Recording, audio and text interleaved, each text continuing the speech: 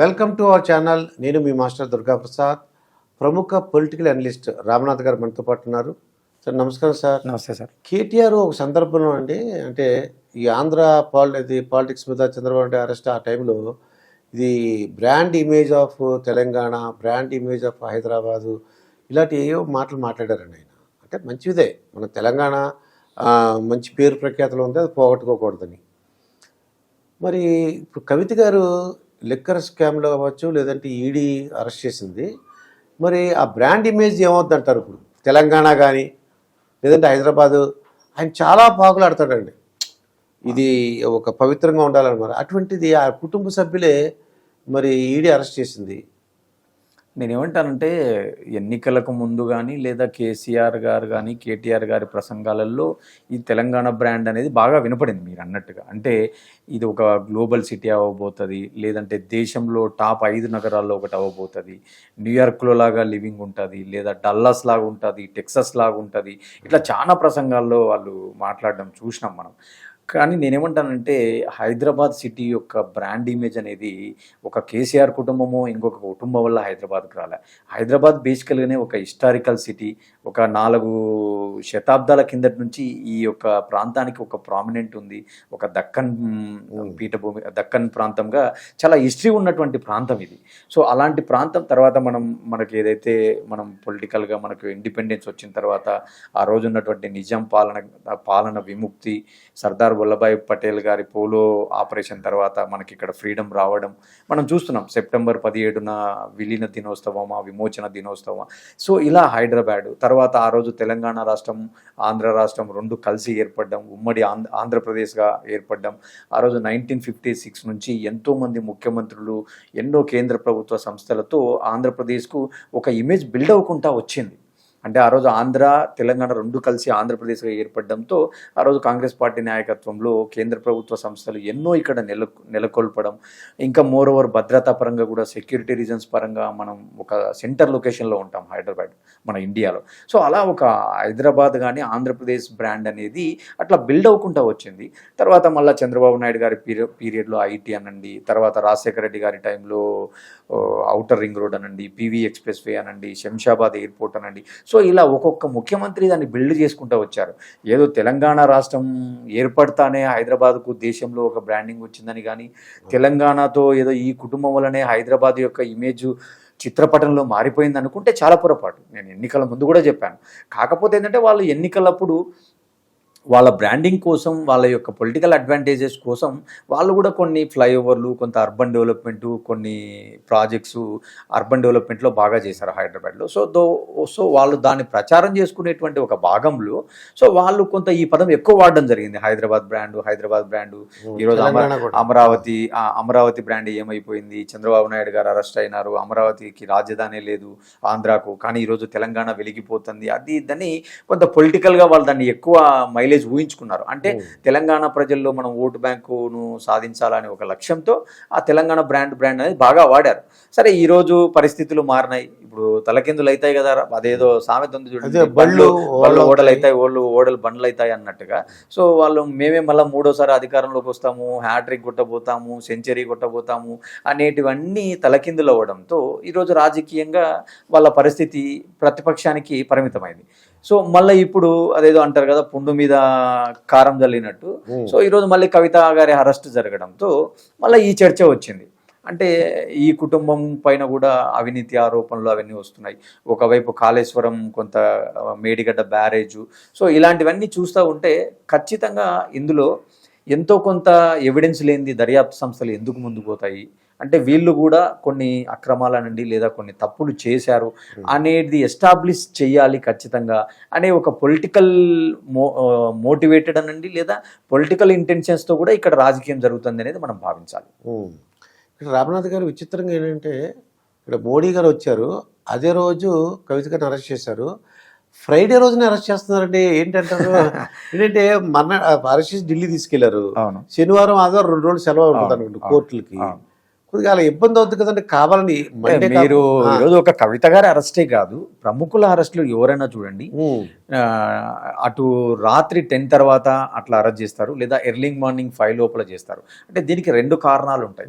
అంటే భద్రతా పరంగా ఏంటంటే వాళ్ళకు కొంత ఫ్యాన్ ఫాలోయింగ్ ఉంటుంది, వాళ్ళకు కొంత పర్సనల్ ఇమేజ్ ఉంటుంది, కాబట్టి వాళ్ళని అరెస్ట్ చేసినారన్నప్పుడు కొంత లా అండ్ ఆర్డర్ ప్రాబ్లమ్స్ ఉంటాయి. అది ఒక యాంగిల్ అయితే, ఇంకొక యాంగిల్ ఇందాక మీరు అన్నట్టు, అంటే శనివారం ఆదివారం కోర్టులకు ఎప్పుడు సెలవులు ఉన్నాయి, అంటే మనం అరెస్ట్ చేసిన వెంటనే వాళ్ళకు బెయిల్ వచ్చేటువంటి వెసులుబాటు కానీ కోర్టుకు పోయే వెసులుబాటు లేకుండా కనీసం వాళ్ళని ఒక 2-3 రోజులు మనం సెల్లులో పెట్టేటువంటి అవకాశం దొరుకుతుంది కాబట్టి, సో అలాగా కూడా కొంత personal and vested and political interest తో కూడా అడుగులు పడతాయి అనేది అందరికి తెలిసిన బహిరంగ రహస్యం. అందులో పెద్ద తేడా ఏం లేదు. పొలిటికల్ అదే అంటున్నా నేను, ఖచ్చితంగా పొలిటికల్ మోటివేటెడ్ పొలిటికల్ ఇంటెన్స్ తోనే ఈ అరెస్ట్ జరిగింది. ఒకవేళ నిజంగా వీళ్ళకి అరెస్ట్ చేసి ఉండాలనుకున్న కవిత గారి పైన ఒక సబ్స్టాన్షియల్ ఎవిడెన్స్ ఉందన్న కూడా దాదాపుగా దర్యాప్తు ఒక 1 year నుంచి జరుగుతుంది. ఎప్పుడైనా అరెస్ట్ చేసి ఉండొచ్చు కదా. అంటే అసెంబ్లీ ఎన్నికలకు ముందు వాళ్ళు అరెస్ట్ చేయలే, దానివల్ల ఏం జరిగింది, బీజేపీకి చాలా పొలిటికల్గా నష్టం జరిగింది. మళ్ళీ ఈరోజు పార్లమెంట్ ఎన్నికలు వస్తున్నాయి, మళ్ళీ పొలిటికల్గా ఎక్కడ నష్టం జరుగుతుందో అని చెప్పేసి బీఆర్ఎస్ బీజేపీ ఒకటి కాదు అని మనం ప్రజల్లో ఎస్టాబ్లిష్ చేయాలంటే ఖచ్చితంగా కవిత గారు అరెస్ట్ చేయాలా అనే ఒక ఆలోచనతో ఒక రాష్ట్ర నాయకత్వం ఇచ్చిన సూచనల మేరకే అరెస్ట్ జరిగింది అనేది అక్కడ స్పష్టంగా కనబడుతుంది అనేది నా భావన. కొంతమంది ఏమంటారంటే ఈ బీఆర్ఎస్ని లొంగ తీసుకోవాలంటే, అంటే బీఆర్ఎస్తో పొత్తు పెట్టుకోవాలనుకుంటున్నారు బీజేపీ వాళ్ళు. పొత్తు పెట్టుకోవాలంటే ఏంటి, ఏదో ఒక విధంగా లొంగ తీసుకోవాలి. అవును, అంటే కాంగ్రెస్ కొద్ది భయానో అది. ఈ కేసులు రెడీగా ఉంటున్నాయి, వీళ్ళకి హాట్ కేక్ లాగా రెడీగా ఉంటున్నాయి. ఎప్పుడు కావాలంటే అప్పుడు బాక్సులను తీసినట్టుగా ఈ కవితను చూపించి లొంగ తీసుకోవడానికి అవకాశం. ఏమంటే కేసీఆర్ బీఆర్ఎస్ బీజేపీ భయపెట్టాల్సిన అవసరం లేదు. ఎందుకంటే ఇక్కడ పార్లమెంటులో ఏ బిల్లు ప్రవేశపెట్టినా కూడా బీఆర్ఎస్ పార్టీ బీజేపీకి మద్దతు ఇచ్చింది. ఆ రోజు ఓట్ల నద్దు ప్రకటించిన రోజు, డిమానిటైజేషన్ రోజు అందరికంటే మొదట ప్రెస్ మీట్ పెట్టి ఈ డిమానిటైజేషన్ బాగుంది అని అభినందించిన వాళ్ళలో మొదటి ముఖ్యమంత్రి కేసీఆర్ గారు. పార్లమెంట్లో బీజేపీ ప్రవేశపెట్టే 100 బిల్లులలో దాదాపు ఒక 90 బిల్లులకు అవుట్ రేట్గా మద్దతు ఇచ్చినారు. అంటే వాళ్ళ మధ్యన పై స్థాయిలో టర్మ్స్ అండ్ కండిషన్స్ బాగున్నాయి. అదే నేను అంటున్నా, కాంగ్రెస్ పార్టీ ఏదైతే ఆరోపణలు చేసిందో, అంటే బీఆర్ఎస్ బీజేపీ ఒకటే, సో వాళ్ళల్లో ఎవరికి ఓటేసినా ఒకరికి ఓటేసినట్టే అనే ఒక ప్రచారం వల్ల దాన్ని ప్రజలు నమ్మారు. మోర్ ఓవర్ వాటికి అనుగుణంగానే కవిత అరెస్ట్ జరగలే. ఇంకొకటి, బండి సంజయ్ గారు కొంత అగ్రెసివ్గా పోతున్నాడు, అంటే కేసీఆర్ గారి పైన మాటల దాడి కానీ ఆయన ఆరోపణలు కానీ కొంత తీవ్ర స్థాయిలో పోతున్నాడు. సో ఇవన్నీ కొంత వాళ్ళ కట్టడి జరిగింది. అంటే ఆయన స్థానంలో కిషన్ రెడ్డి గారిని తీసుకొచ్చి పెట్టడం, కవిత అరెస్టు పోస్ట్ పోన్ చేయడం వల్ల ఆ రోజు పొలిటికల్గా వాళ్ళకి చాలా నష్టం జరిగింది బీజేపీకి. అంటే మీరు ఈ మధ్యన ఒకసారి రేవంత్ రెడ్డి గారు ఇంటర్వ్యూ చూసారో లేదో, ఆయన సీఎం అయినాక కూడా ఒక మాట మాట్లాడినాడు, ఖచ్చితంగా ఒక 1 year ముందు బీజేపీ తెలంగాణలో 2వ ప్లేస్లో ఉన్నట్టు కనపడింది మాకు అని. అంటే ఆ యొక్క ఇంటెన్సిటీ, ఆ యొక్క మూడు ఎందుకు తగ్గిపోయింది అంటే పొలిటికల్గా వాళ్ళ స్టెప్స్ కొంత రాంగ్ డైరెక్షన్లో వెళ్ళినాయి. అంటే ఢిల్లీలో బాగా దోస్తీ చేస్తున్నారు, గల్లీల్లోనే వీళ్ళు తిట్టుకుంటున్నారు అనే ఒక మెసేజ్ వెళ్ళడం వల్ల కార్యకర్తలు ఒకటి అర్థమైపోయింది, అంటే మనం బీఆర్ఎస్కి ఓటేసినా బీజేపీకి ఓటేసినా మళ్ళీ వాళ్ళు రేపు ఇద్దరు గవర్నమెంట్ ఫామ్ చేసుకుంటారు, ఆఫ్టర్ ఎలక్షన్ మళ్ళీ వాళ్ళు కొంత అలయన్స్ పెట్టుకునే అవకాశాలు ఉంటాయి. సో ఖచ్చితంగా బీఆర్ఎస్ను మనం దించాలంటే కాంగ్రెస్కి ఓటేయాలనే ఒక మెసేజ్ ఏదైతే ప్రజలు బలంగా విశ్వసించినారో దానికి ప్రజలు పట్టం కట్టారు. సో సరే, అసెంబ్లీలో మనకి ఎలాగో బలం లేదు, అదేదో జరిగిపోయింది. ఈరోజు మళ్ళీ పార్లమెంట్ ఎలక్షన్లు వస్తున్నాయి.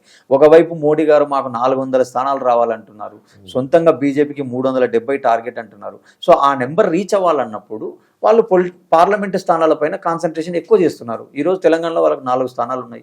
ఈరోజు అమిత్ షా మాకు 12 స్థానాలలో అనుకూలం అంటున్నాడు. సో ఆ అనుకూలాలు వాళ్ళకు కన్వర్ట్ కావాలా, ఓటు బ్యాంకుగా మారాలా అనుకుంటే ఈరోజు ఖచ్చితంగా బీఆర్ఎస్ బీజేపీ ఒకటి కాదని చెప్పాలా. దానికి చెప్పడానికి ఉన్నటువంటి ఏకైక ఆయుధం కవిత గారి పైన ఉన్న ఆరోపణలు, లిక్కర్ కేసులో ఉన్నటువంటి కొన్ని సాక్ష్యాలతో ఈరోజు దాన్ని వాళ్ళు ఎస్టాబ్లిష్ చేస్తున్నట్టుగా మనం భావించాలి. ఇప్పుడు రామనాథ్ గారు, నువ్వు నేర్పిన విద్య నీరజాక్షని చిన్నప్పుడు మీరు చదువుకున్నారు. అవును, కాంగ్రెస్ ఓడిపోయినప్పుడు ఇది లాస్ట్ టైం ఏం చేశారు, మొత్తం కాంగ్రెస్ వాళ్ళందరూ కూడా బీఆర్ఎస్లో జాయిన్ అయిపోయారు. అవును, కొంతమంది బీజేపీ, తక్కువ మంది బీజేపీకి వెళ్ళారు. ఇప్పుడు అదే టెక్నిక్ ని, అదే విద్యని కాంగ్రెస్ ప్రదర్శిస్తారు. మంచి ప్రశ్న, చాలా మంచి ప్రశ్న. మీరు బాగా చాలా మంది గుర్తే ఉంటుంది, 2014లో కేసీఆర్ గారు అధికారంలోకి వచ్చిన తర్వాత ఆ రోజు కేసీఆర్ గారు కూడా కరెక్ట్ గా 61-62 స్థానాలు వచ్చాయి.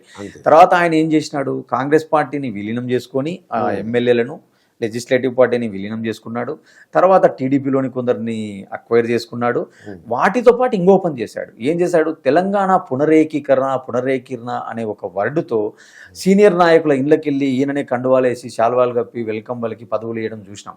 సో అంటే అదే ఫార్ములా ఈరోజు రేవంత్ రెడ్డి గారు అప్లై చేస్తున్నారు. నిన్న జితేందర్ రెడ్డి గారి ఇంటికి పోవడం, తర్వాత దానం నాగేందర్ గారు క్యాంప్ ఆఫీస్లో కలవడం, తర్వాత వరంగల్ నుంచి మా ఎంపీ గారు కలవడం. సో ఇలాంటి అంశాలన్నీ చూస్తుంటే ఆయన నేర్పిన విద్యనే. అంటే మాటలు కూడా ఇప్పుడు మనం మాటల గురించి ఎంత తక్కువ మాట్లాడుకుంటే అంత మంచిది. అంటే బూతులు అనండి, తూటాలు అనండి, దానికి పేటెంట్ ఎవరో మనం ప్రత్యేకంగా చెప్పాల్సిన అవసరం లే.